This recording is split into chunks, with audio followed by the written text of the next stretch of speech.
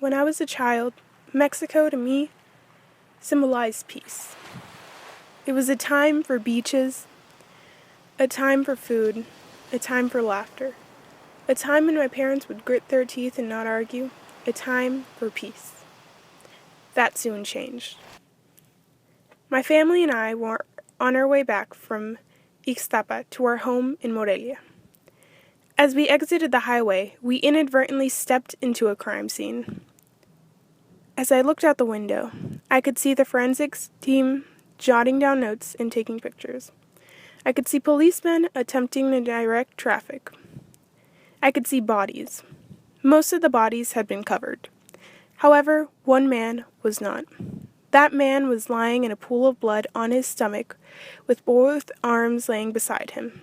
This man caught my attention not because of the blood, but because of the bucket on his head. In Mexico, you wake up every day to hear that another set of bodies was found. This is so common that death on screen or on paper ceases to be shocking.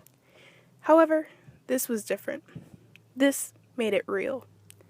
This man was someone's son, possibly husband, father, friend.